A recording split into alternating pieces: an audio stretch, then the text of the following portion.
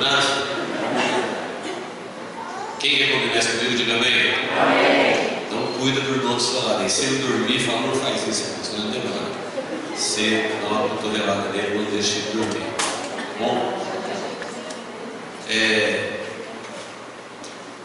Na carta de Paulo aos Gálatas, no capítulo 3, quero ler um versículo, alguns versículos, irmãos, quero ler apenas um deles para a nossa reflexão desta noite. Gálatas, capítulo 3.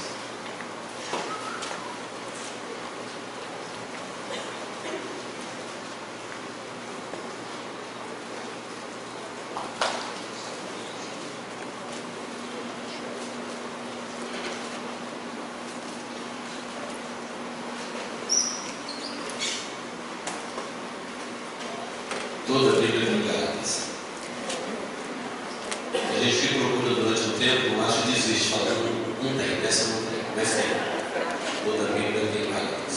Procura uma carta pequena, mas tem. Gálatas 3, versículo 1 diz assim: ó Gálatas insensatos, quem vos fascinou a vós outros, antes cujos olhos foi Jesus Cristo exposto como crucificado? Quero apenas saber isso de vós: recebeste o Espírito pelas obras da lei ou pela pregação da fé? Sois assim insensatos, que tendo começado no Espírito, estejais agora vos aperfeiçoando na carne? Terá sido em vão que tantas coisas sofrestes, se na verdade foram em vão. Aquele, pois, que vos concede o Espírito e que opera milagres em vós, porventura o faz pelas obras da lei ou pela pregação da fé? Amém. Até o versículo de número 5. Eu quero convidá-los para nós fazermos uma reflexão sobre esse texto que Paulo nos apresenta. Paulo está dizendo aqui de uma guerra que ele está enfrentando. Ele está implantando igrejas, ele está pregando o Evangelho, mas atrás dele vem religiosos desconstruindo a igreja que ele está implantando. E ele fica surpreso de ver tanta gente que conheceu o genuíno Evangelho pelo Espírito de Deus, de repente trocar o Evangelho por propostas mais interessantes. Ele fala assim: mas que insensatez! Como? Vocês receberam o Espírito Santo foi por obras da lei ou pela pregação da fé? Bem, antes que a sua mente diga assim, na época de Paulo era uma coisa e hoje é outra, eu quero dizer que não. Todos nós sabemos que o Antigo Testamento terminou com Deus fora do tempo. E sabemos que o Novo Testamento termina com Jesus fora da igreja. Preste bem atenção. O Antigo Testamento terminou e Deus está fora do templo. O templo está tomado por Roma. Roma ordena os sacerdotes. Tanto é que lá tem Anás e Caifás. Não poderia ter dois sumos sacerdotes. Sumo sacerdote é só um. Por que tinha Anás e Caifás? Porque Anás foi nomeado por Roma há muito tempo atrás. Terminou o tempo dele, ele colocou um filho. Terminou o tempo do filho, ele colocou outro. Terminou o tempo do outro, ele colocou outro. Seus 5 filhos foram nomeados por Roma sacerdotes. Já não era mais uma nomeação lá com o óleo da unção de Arão, da tribo sacerdotal. Roma já tinha tomado conta do templo e acabou os 5 filhos de Anás. Ele nomeou agora seu genro, Caifás. Mas ele nunca soltou o cargo, ele ficou ali. Então tinha 2, Anás e Caifás. E Deus não ia estar lá no meio de uma bagunça dessa. Então Roma detinha o poder do sumo sacerdote. Roma guardava as roupas do sumo sacerdote, que eram roupas especiais. E chegou o tempo de o reino de Deus chegar, Jesus ia nascer. E aí Deus chamou João Batista. João Batista era o filho do sumo sacerdote, filho de Zacarias. Ele era da linhagem não de Roma, não de Anás e Caifás. Ele era lá de Arão. E como as roupas do templo estavam com Roma, então o sacerdote tinha que ter roupas especiais. Ele se vestia de pelo de camelos. Ele tinha que ter dieta especial. Ele comia gafanhotos e mel silvestre. E o sacerdote de Deus na terra era João Batista. O sacerdote da religião do templo de Roma era Anás e Caifás. Absurdo. Mas Deus já estava longe do templo fazia muito tempo. O templo foi construído para Deus, o culto era para Deus, os animais morriam para Deus, o sangue era em nome de Deus, tudo acontecia em nome de Deus, só não tinha Deus. E o povo ia lá para adorar a Deus. A gente fala, que absurdo, loucura. Ninguém percebeu que Deus foi embora do templo? Não. O culto funcionava muito bem sem Deus. Se Deus não viesse, ninguém sentia falta. Estava tudo organizadinho, tudo arrumadinho. O sacrifício acontecia, o sangue era oferecido, o sumo sacerdote entrava no Santo dos Santos. E assim o Antigo Testamento termina com Deus fora do templo. E Jesus deixa profetizado, revelado para nós em Apocalipse, no capítulo 3, versículo 20, que é a carta à igreja de Laodiceia, que é uma carta para o nosso tempo, igreja do arrebatamento, que a igreja chega no final dela na terra com Jesus fora da igreja, dos homens. E diz, olha, eu estou à porta e bato. Se alguém abrir a porta, eu entro e faço festa com ele. Se vocês não abrirem a porta, eu fico do lado de fora. E se alguém abrir, se alguém se arrepender, se alguém entender que eu estou do lado de fora, eu vou entrar. Jesus está dizendo assim, olha, no templo da igreja de Laodiceia, avisa a igreja que eu estou do lado de fora. As igrejas funcionam muito bem sem Deus.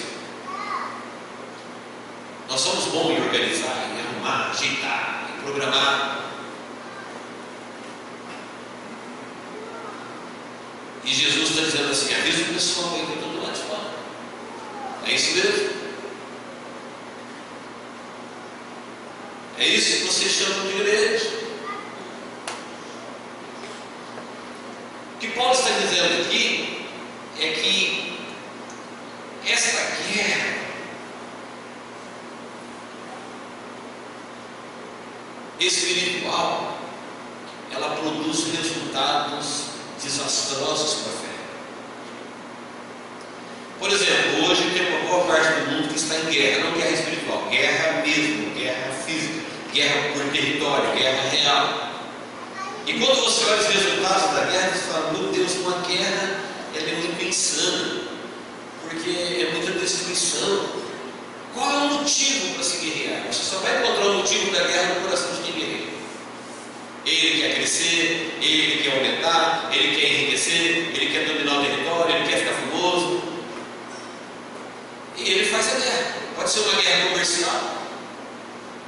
O grande vai lá e encolhe o pequeno, não quer nem saber quem vai morrer. A multinacional vem lá, as indústrias vêm lá e contaminam as águas com metais pesados, não quer nem saber se vai nascer crianças com vísceras de fora. Ela quer crescer, então ela faz uma guerra. E hoje, nós estamos vivendo com os resultados, depois que a guerra chega no final, porque no começo, a guerra não mostra o quão insana ela é. Mas no final da guerra, quando você vê a destruição, o estrago que ela fez, você diz assim, por que as pessoas guerreiam? Nós estamos vivendo no final do tempo da igreja aqui na terra. Quem acredita nisso, diga amém. Amém. Estamos escrevendo a página final da história de Atos dos Apóstolos. É o fim do ministério do Espírito Santo. É o fim da história da igreja. Você está escrevendo a história da igreja na sua vida. E eu sei que nós somos uma das piores gerações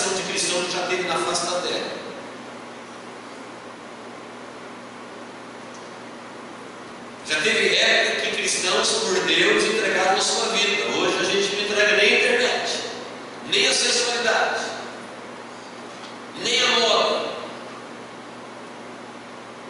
Se Deus pedir alguma coisa dessa para nós, a gente fala: Senhor, que absurdo. Por isso, a igreja de Laodiceia, Jesus termina fora dela. E a guerra, queridos, entre as igrejas, ela já existe há muito tempo. E o resultado dessa guerra entre igrejas dos homens, a não ser que aquilo esteja acontecendo, lá onde eu moro está acontecendo, grande querendo um pequeno, um combatendo contra o outro. Eu vejo isso na televisão, eu vejo isso na internet, eu vejo isso no meu dia a dia. Crentes disputados a tapa.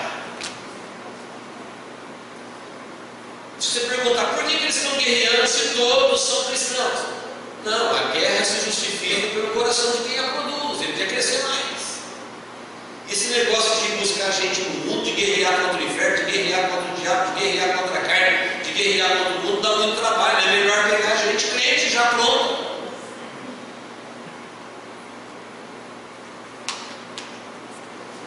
E o resultado dessa guerra é que hoje já existe uma geração de crentes, porque o cristão é tão disputado, as igrejas querem crescer. Sempre quando alguém me conhece, eu pergunto: qual é o seu nome? Você é pastor? Senhor, quantos membros você tem? Se eu falar 20, ele fala: tadinho. Agora se eu falar 2.000, vem cá, faz uma coisa aqui.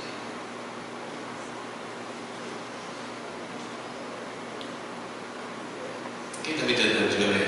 Amém. Que manda hoje é tamanho. Que manda hoje é tamanho. Por isso as pessoas, para crescer, fazem qualquer coisa. A gente acende a luz, a gente liga a fumaça, a gente canta qualquer tipo de música, a gente faz qualquer negócio. Nós precisamos crescer. Aí eu pergunto: quem é que está crescendo? A igreja tal. Mas a Bíblia diz que convém que ele cresça e eu diminua. Então o resultado dessa guerra é que hoje já existe uma geração de crentes que eles pensam, eles acreditam que é possível ter fé em Deus sem a palavra dele. Quando ele diz que a fé vem a ouvir a palavra dele. Mas como que eles acreditam o contrário do que Deus ensina? Resultado da guerra. Numa guerra todo mundo fica variado. Numa guerra a pessoa perde a lucidez. Numa guerra a pessoa perde a noção do que é o que. Às vezes ela não tem ideia de quem é amigo, de quem é inimigo. Ela atira contra o irmão e às vezes faz aliança com o inimigo, porque a guerra, ela confunde. Eu me lembro de uma vez assisti uma reportagem na Guerra do Golfo lá, e a reportagem dizia o seguinte: um grupo de aliados estava marchando em terra no fronte e um avião bombardeio jogou uma bomba em cima deles, pensando que era o inimigo, e no fim eram os amigos. Foram confundidos. E a hora que eu assisti aquilo, eu falei: meu Deus, eles ofereceram a vida deles para guerrear contra o inimigo, e quem matou eles foi o amigo. Até gravei uma mensagem na época intitulada Fogo Amigo. E hoje nós vivemos no meio de uma guerra que a gente não sabe mais quem é quem, todo mundo atira em toda direção de acordo com o seu bel prazer. Ele entende que se ele está do lado, quem está do outro é inimigo. E não é assim. Se nós estivéssemos assistindo um filme de guerra, tem aqui os americanos, tem aqui os japoneses, eu te pergunto: quem que é o inimigo? Você vai ter que me falar: depende de que lado você está. Porque se você for um japonês, você vai falar: o inimigo é ele, o gringo. Ele precisa ser morto, ele tem que ser destruído. Mas se você for um americano, você fala: não, o japonês tem que morrer.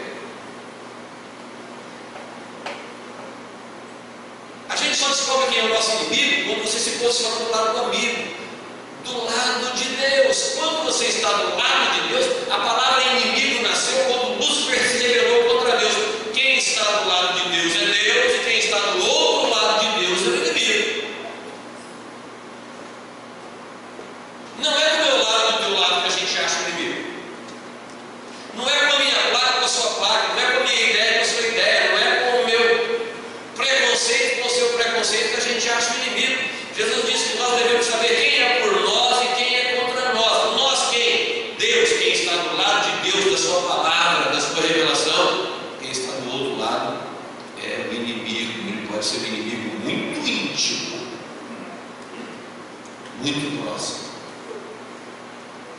Como resultado dessa guerra, já existe uma geração de crentes que eles acreditam que é possível ter Deus sem afastar-se do mundo, ter fé sem a palavra. Que igreja é isso aqui? Um ajuntamento de pessoas? Não. Igreja cristã é um ajuntamento de pessoas agrupados por sua fé e compromisso com Cristo. Se igreja é um grupo de pessoas que estão agrupadas por causa da sua fé, porque na época de Jesus era chamado de igreja qualquer grupo, podia ser um grupo político, podia ser um grupo social, qualquer grupo, organizado ou não, uma vez que fosse um grupo, ele era chamado de igreja. Por isso emprestaram o termo para denominar o grupo de Jesus, porque eles estavam agrupados por causa da sua fé em Cristo. Se é um grupo de pessoas que está agrupado por causa da sua fé em Cristo, por que Cristo está fora da igreja? O que aconteceu? É porque as igrejas decidiram crescer tanto, esqueceram que a nossa missão é que Cristo cresça em nós. Convém que Ele cresça. Então as igrejas estão crescendo, mas Deus está desaparecendo no meio delas. Por que nós somos a pior geração de servos? Porque nós somos servos senhores. Nós somos servos caros, raros e frágeis. Não me olhe torto, porque senão você me perde.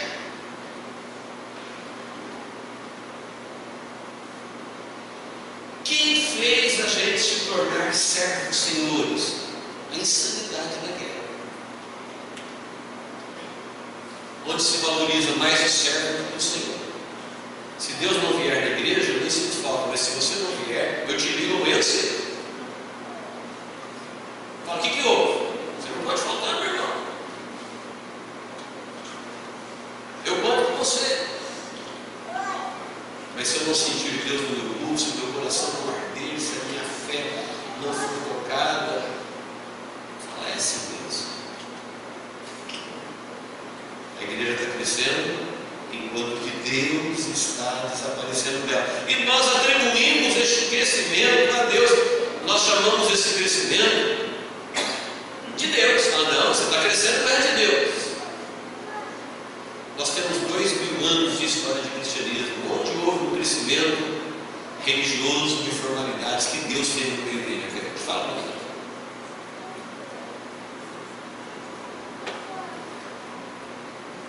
Só a palavra de Deus tem mais de 3000 anos de história. Os 4 milênios do Antigo Testamento, os 2000 anos do Novo Testamento, onde teve o crescimento de ajuntamento humano de Deus não foi colocado para fora dele? Quando? Em que tempo?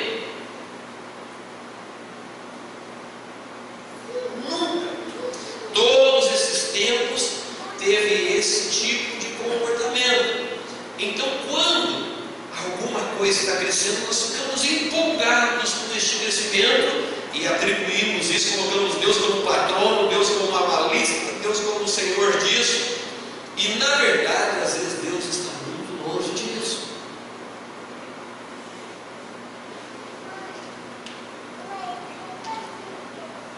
Paulo está dizendo para os Gálatas assim: que absurdo! eu esculpi, eu desenhei, eu pintei com palavras o Cristo crucificado diante de vocês, e agora vocês se deixaram prender novamente por coisas humanas, obras da lei.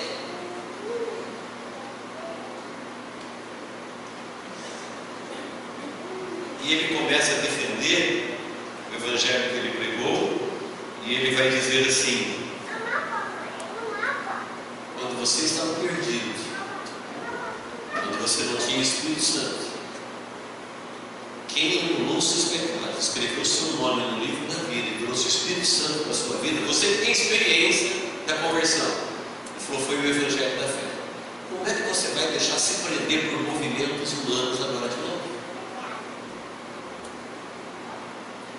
Tão depressa você já se prendeu, deixou se prender de novo.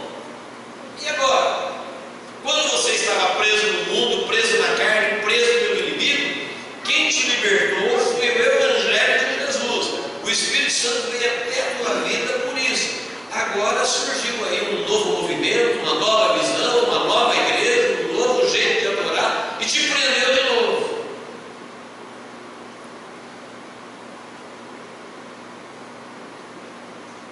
Agora quem é que vai te soltar?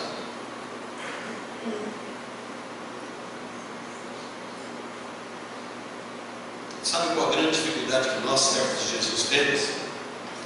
A gente viveu tanto tempo preso que a gente gosta de prisão. Quem me entendeu? Diga bem. Amém. Eu fui policial na carreira inteira.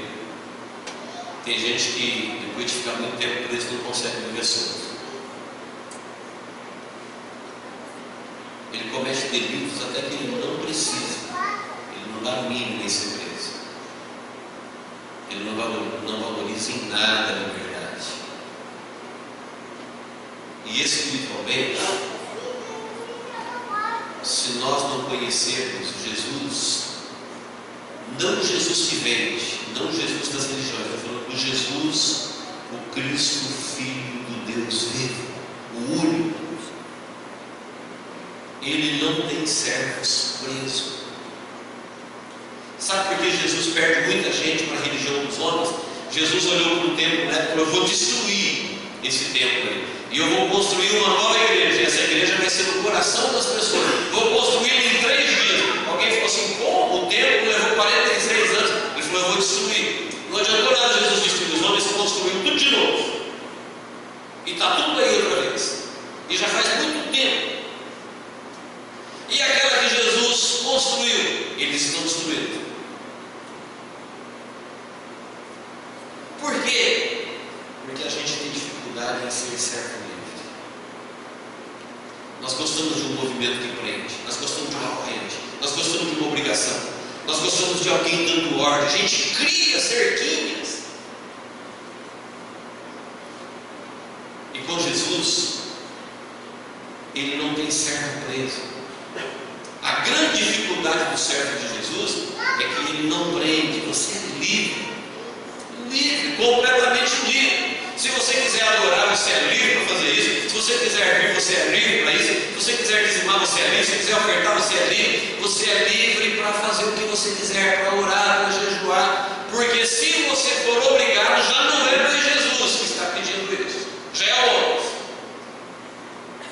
Quando você fala assim: não, eu tenho que fazer, já não é mais Jesus, já não é mais o Espírito.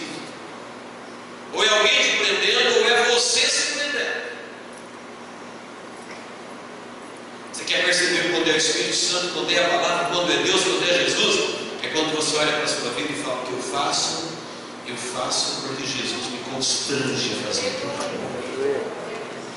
Se eu não fizer, não vai acontecer nada, não vou ser punido, não vai acontecer nada no dia seguinte. Mas eu não consigo viver sem fazer. Eu sou servo, e servo serve. E eu tenho prazer em servir. Mas as igrejas em guerra, ela está produzindo esse tipo de cristianismo.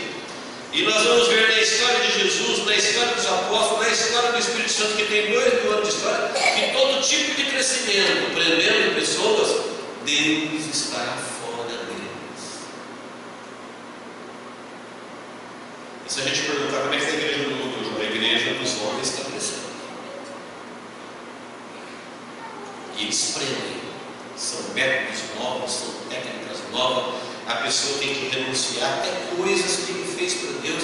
E eles vão criando tudo coisa renovada. Não, agora renovou. É uma nova visão, é uma igreja renovada, e vai renovando. É o renovado que renovou e renovou outra vez. Aí você olha para a Bíblia e diz assim, que Deus é o mesmo, que Jesus é o mesmo, que o Espírito Santo é o mesmo. A Bíblia tem 3.000 anos, parece que a tinta está secando. Nunca precisou renovar a Bíblia, nunca precisou renovar o Espírito Santo, nunca precisou renovar Jesus, nunca precisou renovar a Deus. Por que a gente tem que renovar o tempo todo? Porque são coisas humanas e coisas humanas vencem. São movimentos. E nós, queridos, preste atenção, nós que estamos vivendo nesse tempo presente, estamos no meio da guerra. Embora nós somos orientados pela palavra de Deus a não fazer guerra, mas nós vamos sofrer a guerra. Porque o problema da guerra não é quem faz, é quem sofre também. Estamos aí no olho do furacão.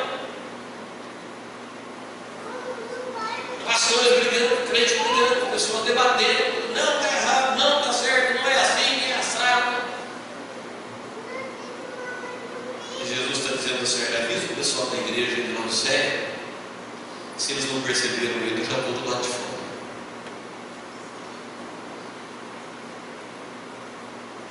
Eu já estou do lado de fora.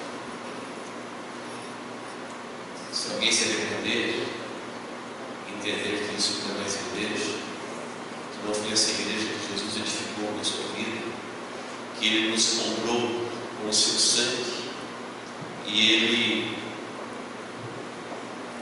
nos fez servos livres. Se perguntar qual é a origem do servo de Jesus? O servo de Jesus era um povo que não era povo, era um povo maldito que Ele cancelou a maldição, estavam condenados à morte, e Ele nos deu, morreu por nós e nos deu a vida eterna, a fim de proclamarmos as virtudes daquele que nos chamou das trevas para a sua maravilhosa luz. É para isso que Ele nos chamou, para proclamar o Evangelho. Por que a gente não está fazendo isso? Porque nós nos perdemos no meio da guerra. A gente não faz, mas a gente sofre. Estamos no meio do temporal. Todo mundo guerreando para todo lado. E nós precisamos ter essa revelação de Deus na nossa vida, de que nada mudou. Jesus é o mesmo, o Espírito Santo é o mesmo, a Bíblia é a mesma, Deus é o mesmo. Nós estamos no final da graça e alguém está falando, não, hoje em dia, não tem hoje em dia. A única coisa que está revelada para hoje em dia é que, infelizmente, a igreja vai tomar um caminho como tomou os judeus no Antigo Testamento. Deus foi para fora do templo e por isso Jesus está indo para fora da igreja. Qual igreja que ele está fora? A única igreja que ele está dentro não é a igreja que eu vou, é a igreja que eu sou. Porque Ele não nos chamou para ir, Ele nos chamou para ser.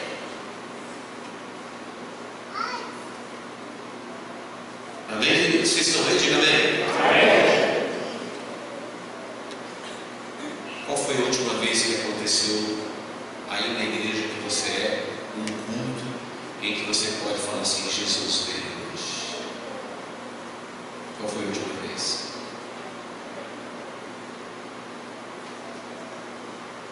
Se você não souber, pense nisso. A igreja de Jesus, ela está em guerra contra a carne, contra o mundo, contra o diabo, contra o inferno. Ela não está em guerra contra ninguém. Nós estamos aqui para proclamar a virtude daquele que nos chamou das trevas para a sua maravilhosa luz. Nós estamos aqui para dizer, olha, ainda existe a igreja de Jesus na terra. O Espírito Santo ainda está aqui, no meio dessa balbúrdia,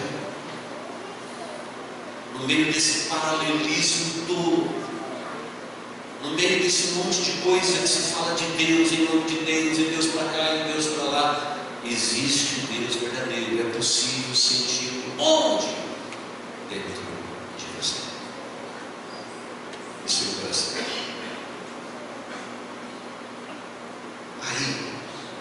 A igreja viva, aquela que Jesus morreu por ela, aquela que não era povo e hoje é povo, aquela que não era nação e hoje é nação santa, aquela que não era sacerdócio, hoje é sacerdócio real. É um povo que Jesus morreu por eles, porque Ele quer este povo com Ele no céu. Mas os homens estão tomando dos filhos de Deus, e eles estão destruindo a igreja que Jesus edificou pelo Espírito dele. Quantas pessoas que começaram pelo Espírito e hoje não estão mais no Espírito, estão dentro de formalidades engessadas, são servos senhores. Cresceram, eles cresceram, mas Jesus desapareceu da vida deles. De alguma forma eles cresceram, mas Cristo desapareceu. E ao contrário, nós temos que diminuir e Ele precisa aparecer na nossa vida.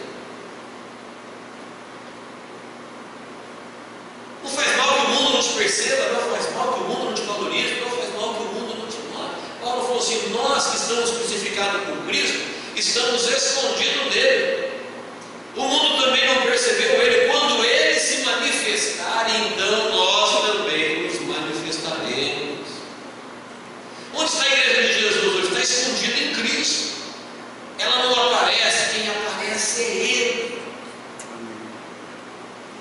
Agora, quando Ele se manifestar, aí o mundo vai saber quem é a verdadeira igreja de Jesus. Paulo vai dizer para os irmãos da Galácia o seguinte: ele falou assim: olha, eu não quero que a graça de Deus seja anulada na minha vida. Ele está dizendo assim: olha, Jesus morreu para salvar um povo, eu quero fazer parte deste povo. Porque na vida de muita gente, Jesus morreu em vão. Eles anularam a graça. A graça caiu na vida deles, e em determinado momento os homens vieram e prenderam de novo. Ele falou: que absurdo, que insensatez. Começaram pelo Espírito, começaram com Deus, começaram com o Evangelho puro, com o Evangelho pleno, e de repente se deixaram prender no meio da batalha. Prenderam você.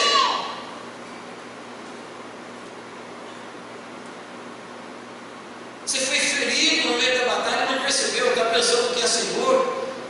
E Jesus está dizendo para a igreja de Laodiceia assim: olha, eu conheço o teu discurso. Você está pensando que você é rico, que você é famoso, que você é grande, e você nem sabe que você é pobre, que você é miserável, desgraçado, serve nu.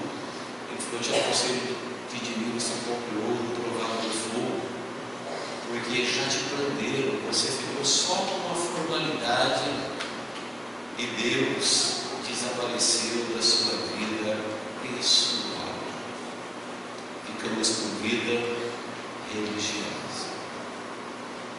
Então, queridos, não pensem que eu vim aqui para trazer uma palavra agressiva, porque eu me sinto sentado na primeira cadeira, ouvindo o Espírito Santo de Deus falar comigo, dizendo assim: você não pode deixar prender.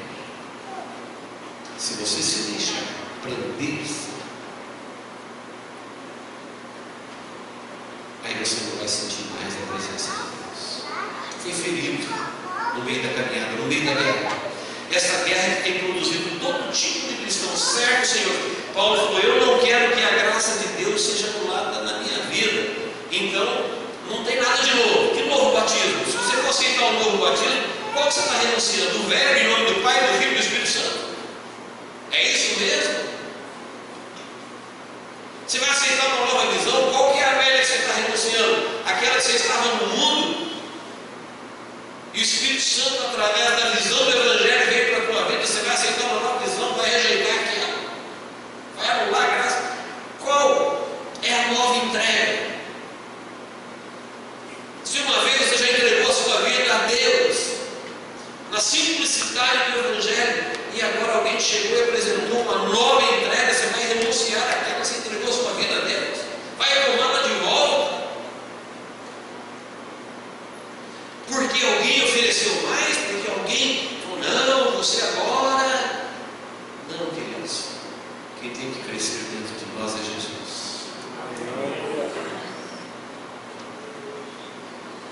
Fique muito preocupado com o seu irmão. Fique muito preocupado com o seu ministério. Não fique muito preocupado com a sua igreja. Não fique muito preocupado com o seu valor. Não, porque eu. Deixa tudo isso aparecer. Deixa Jesus aparecer com alguém que cresça. Glória a Deus. E eu diminuo. Aleluia. Não tem problema ser pequeno. Quem tem que ser grande é Ele. Foi o que João Batista disse: convém que Ele cresça e eu diminuo. Só que uma coisa tem. Em 1 Coríntios capítulo 3, versículo 10, Paulo está dizendo assim: olha, como prudente construtor eu lancei o fundamento imutável, qual é Jesus Cristo. E o que alguém edifica, o fogo provará. Se foi ouro, se foi prata, se foi pedra preciosa. Agora, se foi madeira, feno e palha, tudo isso daí o fogo destruirá. E tem mais uma coisa: se a obra de alguém se queimar, ele sofrerá o dano. E tem mais uma coisa: se alguém destruir o templo de Deus, Deus o destruirá.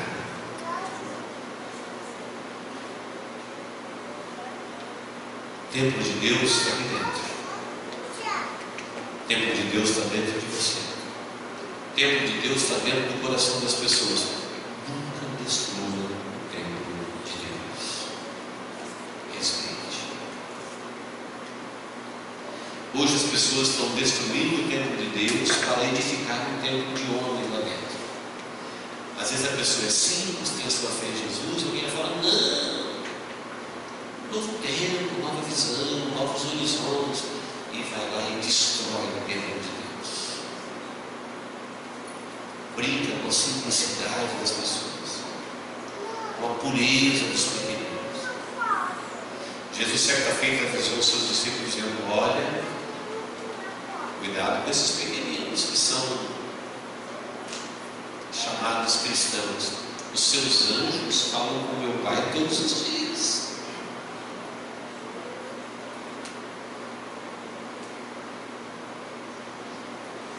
Jesus está dizendo: essa pessoa simplesinha, o anjo dela fala com Deus todos os dias.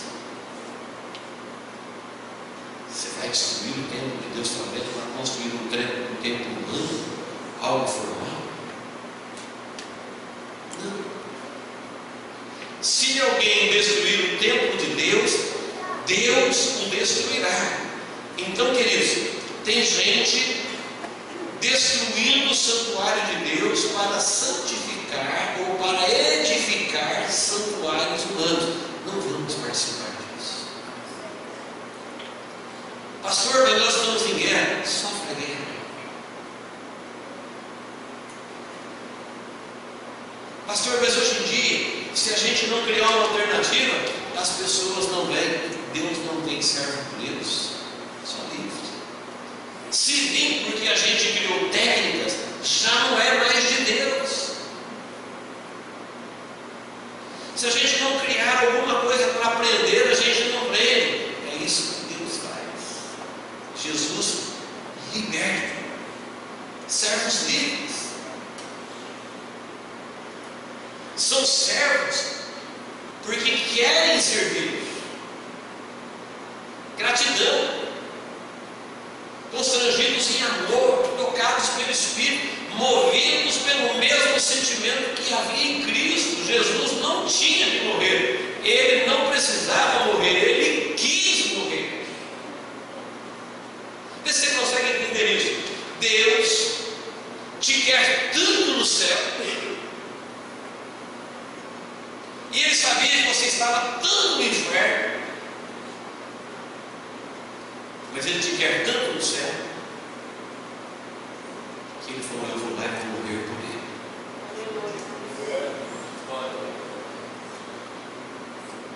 Porque nós somos filhos de Adão, e filhos de Adão são malditos. Eu falo isso o tempo todo.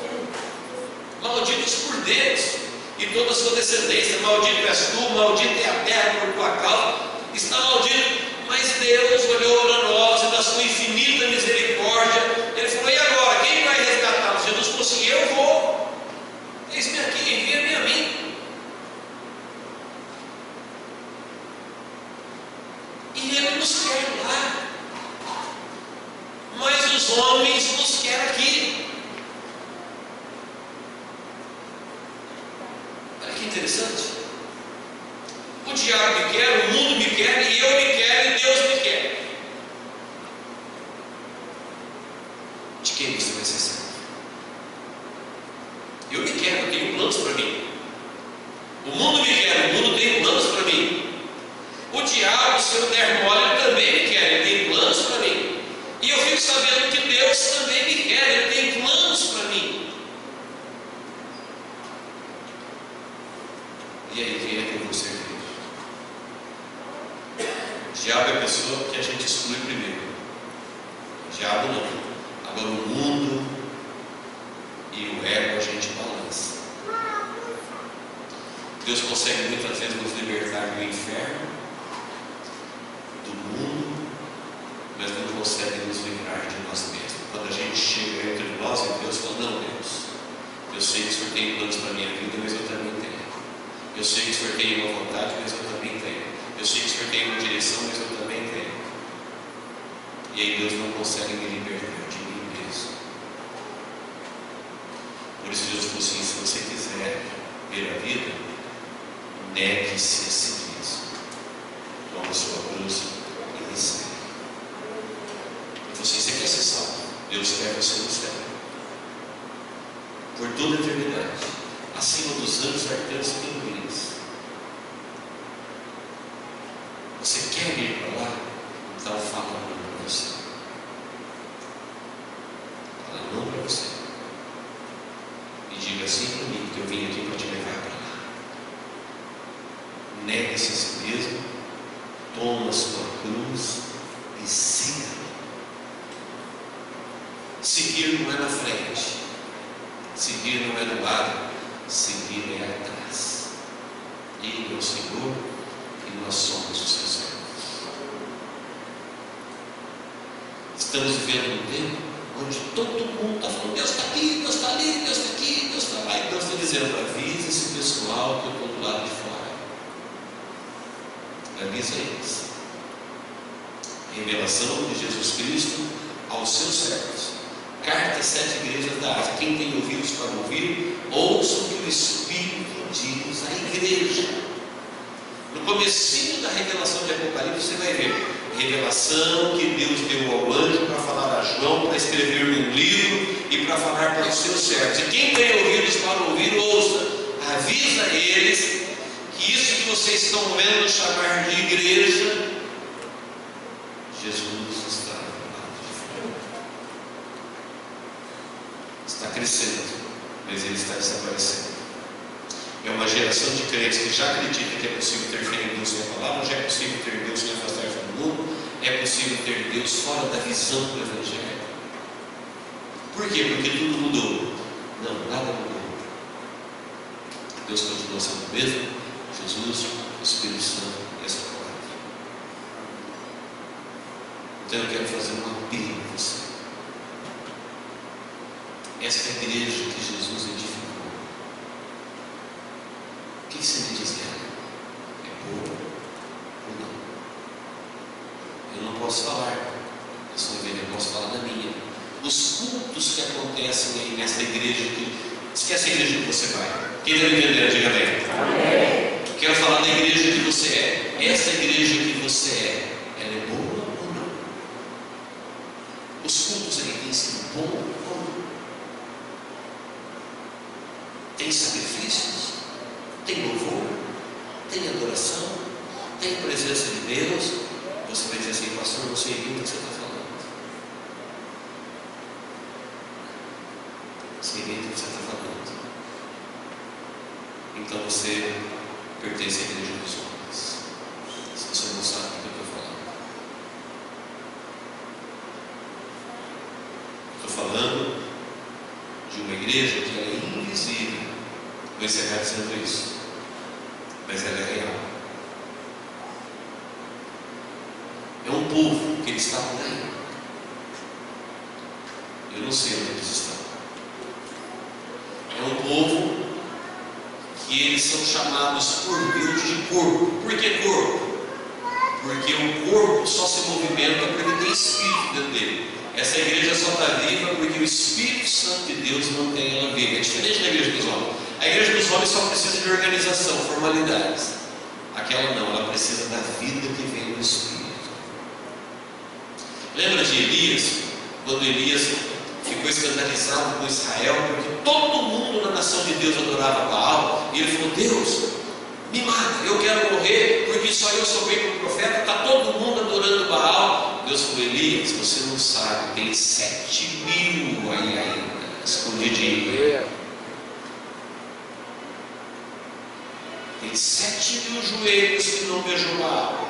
Deus está dizendo: você não conhece meu povo, você não sabe onde ele está. Tem 7.000. Eu sei que Deus tem pastores, mas eu não sei onde eles estão. Eu sei que Deus tem adoradores, mas eu não sei onde eles estão. Eu só consigo ver o que eu vejo com os meus olhos. O único lugar que eu posso saber se Deus está ou não é na minha vida. O único lugar que você pode saber se Deus está ou não é na sua vida. Mas eu queria fazer um apelo a você: não se deixe prender pelos homens. Cuide desta igreja viva chamada Minha Vida. Ofereça em sacrifício de louvor, pelo Espírito, pela fé na palavra, pelo Evangelho. Não deixe essa igreja esfriar, não deixe essa igreja morrer, não deixe essa igreja que nasceu pelo Espírito voltar de novo para os homens prendê-lo pelas técnicas e coisas da lei. Igreja de Jesus já está fora faz tempo. Onde os movimentos crescem e Deus desaparece, não. Seja essa igreja onde Deus aparece, onde o Espírito Santo aparece,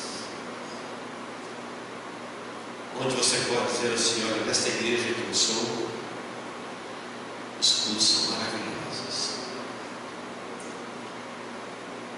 a palavra é viva, a presença de Deus é real, eu sinto o Espírito Santo dele fluindo, porque um corpo, se ele estiver vivo, não tem como ele não receber o toque do Espírito. Qualquer movimento desse que eu estou fazendo é do meu Espírito, que comanda a minha razão, que movimento do meu corpo. Se tirar o meu Espírito, eu caio louco. Então qualquer coisa que eu faço é pela força do meu Espírito. Este corpo espiritual chamado Igreja de Jesus Cristo, o Espírito Santo de Deus está mantendo ele vivo, aquecido, dirigido, iluminado, lúcido, enquanto existe esse paralelo de Deus, essa parafernália em nome de Deus, cada um falando uma coisa, uma guerra insana, destruindo verdadeiros templos de Deus, erguendo monumentos humanos, criando prisões. Não se deixe prender, sofra a guerra, não guerreie. Jesus falou: eu enviei vocês como ovelhas no meio de lobos. É isso mesmo, ovelhas no meio de lobos. Ovelha não ataca, mas sofre ataques, mas continue sendo ovelha. E não importa qual igreja que você vai, qual igreja que você adora, o que importa é a igreja que você é. Mantenha essa igreja sensível ao Espírito Santo de Deus. Se por acaso Deus não está mais dentro dela, está fora, preste atenção antes de ouvir, diz pela porta e bate. Se você se arrepender, abre a porta. Eu entro. Vai chegar um tempo que não vai ser possível mais abrir a porta, mas agora ele está dizendo: no tempo de Laodiceia, eu estou lá de fora e estou batendo a porta. Vai chegar um tempo que as pessoas vão bater a porta do reino, mas ela já estará fechada. Hoje está muito fácil. Ele falou: abra a porta, deixa eu entrar e a gente vai fazer a festa. Amém, queridos? Que Deus nos abençoe em Cristo Jesus. Vamos ficar de pé.